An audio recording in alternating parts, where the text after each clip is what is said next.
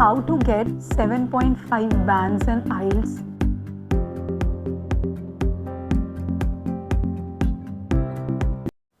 Hello everyone, welcome to my YouTube channel. So today I am making a video.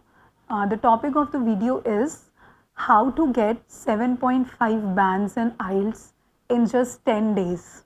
तो मैंने इस exam की preparation की थी और मुझे 10 दिन में 7.5 बैंड्स मिले थे. सो मैं आपको पूरा प्रोसेस समझाऊंगी कि कैसे आइल्स का एग्ज़ाम आपको क्या रिसोर्सेज से प्रिपेयर करना है. 4 मॉड्यूल्स होते हैं आइल्स के एग्ज़ाम में, as you all know. The first module is listening, speaking, writing and reading. So सबसे पहले जब आपने सोचा है कि आपको आइल्स का एग्ज़ाम देना है, सो आइल्स के इक्विवेलेंट और भी एग्ज़ाम्स होते हैं लाइक पीटी. जो अगर for example if you want to study abroad और you want to go for a job, तो आपको वहाँ पे आइल्स देना मैंडेटरी होता है. आइल्स इज़ अ एग्ज़ाम जो यूनिवर्सली एक्सेप्टेड होता है. पीटी जैसे जर्मनी में अगर आपको जाना है तो वहाँ पे आपको पीटी देना. पीटी बहुत सारे यूनिवर्सिटीज़ एक्सेप्ट नहीं करती हैं, बट आइल्स जो है वो यूनिवर्सली एक्सेप्टेबल है. तो सबसे पहले आपको आइल्स की वेबसाइट पे जाना है और सबसे पहला काम आपको करना है, आपको अपनी आइल्स की बुकिंग करनी है. तो आइल्स की बुकिंग करने के लिए आपको IELTS.in पे जाना है गूगल पे, और वहाँ पे आप बहुत ही सिंपल सा फॉर्म है. वहाँ पे आपको 4-5 बेसिक डिटेल्स फिल करनी होंगी, अपनी डिटेल्स डालनी होंगी, your name, your education, your address and all. उसके बाद आपको वहाँ पे टाइम स्लॉट बुक करना होगा और फीस पेमेंट करनी होगी. तो जो आपको टाइम स्लॉट बुक करना होगा, अगर आप मान लीजिए आपको आइल्स देना है अगले 10 दिनों में या 15 दिनों में, तो मैं आपको ये सजेस्ट करूँगी कि आप सेम डे पे आइल्स बुक कर दीजिए.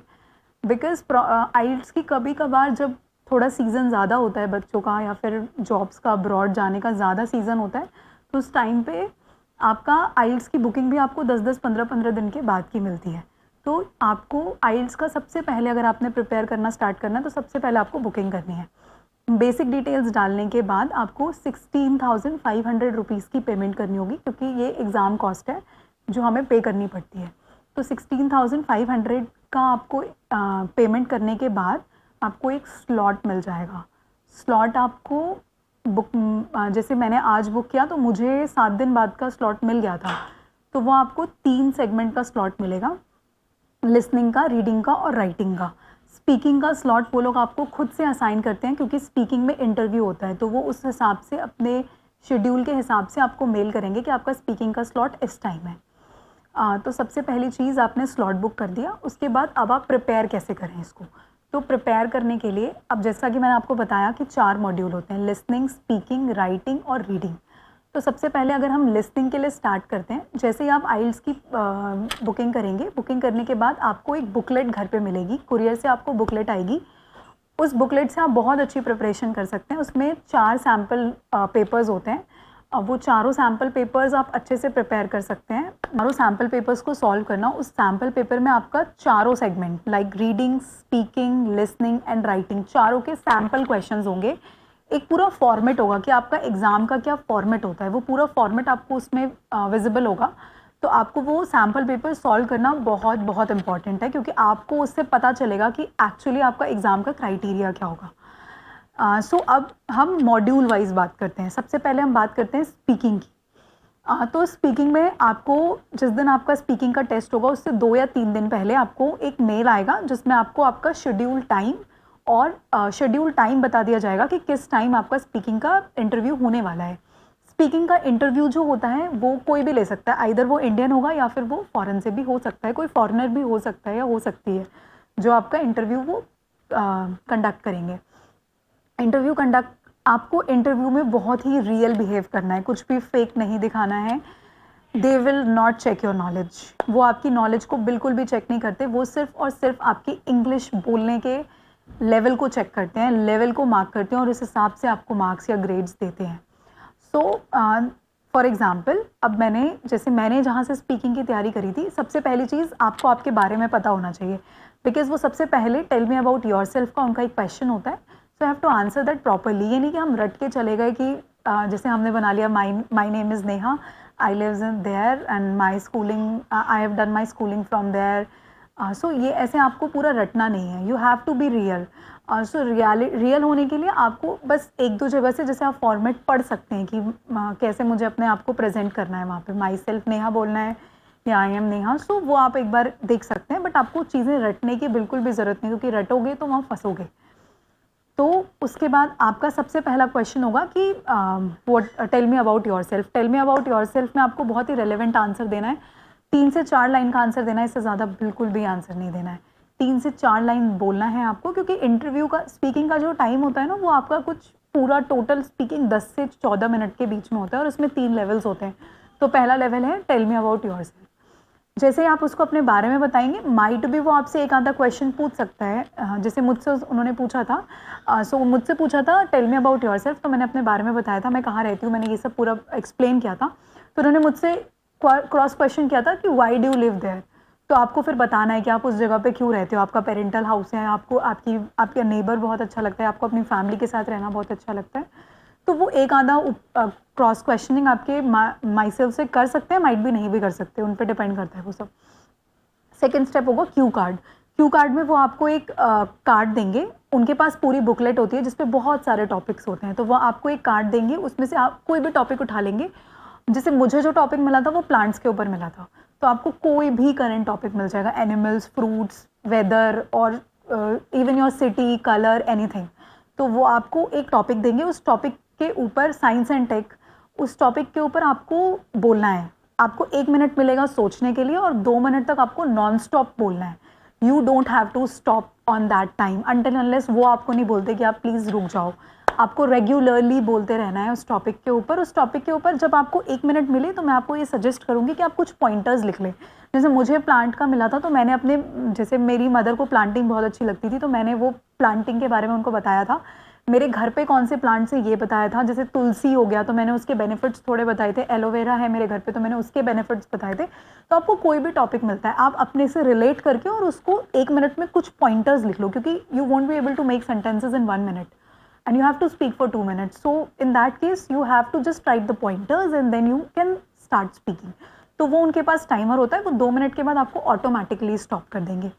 क्यू कार्ड जैसे ही खत्म होगा उसके बाद थर्ड राउंड आता है. Third round is like, third round में क्या होगा, थर्ड राउंड में वो आपको उसी क्यू कार्ड से रिलेटेड कुछ क्रॉस क्वेश्चनिंग करेंगे. जैसे उन्होंने मुझसे पूछा था कि चिल्ड्रंस के लिए why trees are so important for childrens. So वो एक मेरे से जो पूछा गया था. ऐसे ही आपको जो क्यू कार्ड का टॉपिक होगा ना, उस क्यू कार्ड के टॉपिक के ऊपर क्वेश्चंस पूछे जाएंगे, क्रॉस क्वेश्चनिंग होगी. वो भी आपका, आप ये मान लो 5 से 6 क्वेश्चंस आपसे वो पूछ सकते हैं क्यू कार्ड के क्रॉस क्वेश्चनिंग में. तो ये 3 स्टेप्स होते हैं स्पीकिंग में. वो सिर्फ और सिर्फ आपकी वोकैबुलरी, आपका सेंटेंस मेकिंग, आपकी इंग्लिश, लेवल ऑफ इंग्लिश, यही सब चेक करते हैं. उनको नॉलेज से कोई फ़र्क नहीं पड़ता. उनको ये, अगर आप, उन्होंने आपको for example science and tech का कोई टॉपिक दे दिया, आपको साइंस एंड टेक से रिलेटेड कुछ भी नहीं पता, बट आप न्यूज़ देख रहे हैं, जैसे अभी चंद्रयान गया है, तो फॉर एग्जांपल आपने चंद्रयान के बारे में थोड़ा बोल दिया. अब आपकी नॉलेज में अगर आपने बोल दिया कि फॉर एग्जांपल आपने चंद्रयान का कुछ जैसे कुछ बेसिक उठा लिया और फिर आपका उसमें कुछ डेटा गलत बोल दिया आपने, तो उनको उससे कोई फ़र्क नहीं पड़ता. They won't check your knowledge, as simple as that. They only check your vocabulary, your sentence making, your level of English, and that's it. So आपको ये, आपकी ग्रामेटिकल मिस्टेक्स नहीं होनी चाहिए. आपकी फ्लुएंसी कैसी है इंग्लिश में, आप आ तो नहीं हो रहा आपके बीच में, तो वो सब चेक करते हैं. सो डोंट वरी, बस आपको बोलते जाना है. एंड रेस्ट ऑल, उनका ग्रेडिंग सिस्टम के बारे में तो हम कुछ भी नहीं बता सकती मैं, क्योंकि ग्रेडिंग सिस्टम वो लोग अपना पता नहीं किस हिसाब से करते हो, तो उन्हें ही पता होगा. But we have to do like this. तो आई एम श्योर हमें अच्छे बैंड्स मिलेंगे. देन अब स्पीकिंग के बाद हम बात करते हैं लिसनिंग पे. Listening is a very very important task. Because listening में क्या था, मैंने लिसनिंग की प्रिपरेशन कैसे की थी, तो मैंने ब्रिटिश, जैसे आपको नेटफ्लिक्स या अमेजॉन प्राइम पे ब्रिटिश वाली ना कुछ सीरीज़ मिल जाएंगी. जैसे मैंने पीकी ब्लाइंडर्स नाम की एक सीरीज़ है जो कि ब्रिटिश एक्सेंट पे है. तो आपको ज़्यादा से ज़्यादा ब्रिटिश एक्सेंट वाली मूवीज़, ब्रिटिश एक्सेंट वाली गाने, ये सब आपको सुनना है, जिससे कि आपको लिसनिंग में बहुत हेल्प होगी.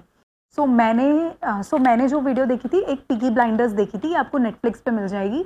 अब बहुत ही इंटरेस्टिंग सीरीज़ है। और ऑल्सो मैंने मनी हाइस्ट पहले देखी हुई थी, बट मैंने उसको दोबारा देख लिया था जस्ट बिकॉज की एक्सेंट और मुझे थोड़ा इंटरेस्टिंग भी लग रहा था वो, इसलिए। तो आप कोई भी ब्रिटिश एक्सेंट की सीरीज़ देखेंगे जिससे आपको लिसनिंग में बहुत अच्छा हेल्प होगा। मैं बताती हूँ आपको लिसनिंग में कैसे स्टार्ट होता है। तो लिसनिंग में सबसे पहले क्या होता है कि वो आपको ऑडियो सुनाएंगे। सबसे बड़ी चीज़ ये है कि वो ऑडियो दोबारा रिपीट नहीं होती, और वो ब्रिटिश एक्सेंट होता है। तो इंडियन एक्सेंट और ब्रिटिश एक्सेंट में डिफरेंस तो है देखो, क्योंकि वो लोग कुछ चीज़ों का प्रोनाउंसिएशन बहुत ही डिफरेंट करते हैं हम लोगों से। तो जब वो आपको जैसे कोई भी पैसेज सुनाएंगे, आपको एक हेडफोन्स दिए जाएंगे। हेडफोन्स में आपको पूरा एक पैराग्राफ बोला जाएगा और आपके आगे क्वेश्चंस होंगे और आपको उन क्वेश्चंस के आंसर करने हैं। सबसे बड़ी सजेशन जो होगी मेरी लिसनिंग के अंदर वो ये होगी कि फॉर एग्जांपल क्वेश्चन नंबर 1 का आप स्टार्ट हुआ आपका लिसनिंग का प्रोसेस, आपको पूरा ऑडियो सुनाई दे रहा है। अब फॉर एग्जांपल आपने क्वेश्चन नंबर 1 का आंसर कर दिया, क्वेश्चन नंबर 2 का कर दिया, क्वेश्चन नंबर 3 आपसे मिस हो गया फॉर एग्जांपल। अब वो आप रिपीट तो सुन नहीं सकते, मान लो आपसे मिस हो गया, तो अब आप प्लीज़ वहाँ स्टक होके मत बैठ जाना कि अब मेरे से थर्ड मिस हो गया। वो एक पूरा उसमें आता है, थर्ड, फोर्थ, फिफ्थ, सिक्स्थ, वो पूरा एक सीक्वेंस में आता है। तो you don't have to stop there कि मेरा ये मिस हो गया या वो मिस हो गया। You have to be consistent like the audio is playing. So you have to be very मतलब प्रोएक्टिव होना पड़ेगा आपको उस टाइम पे कि आपका अगर फॉर एग्जाम्पल आपका क्वेश्चन नंबर 3 छूट भी गया तो you don't have to worry about it, it's okay.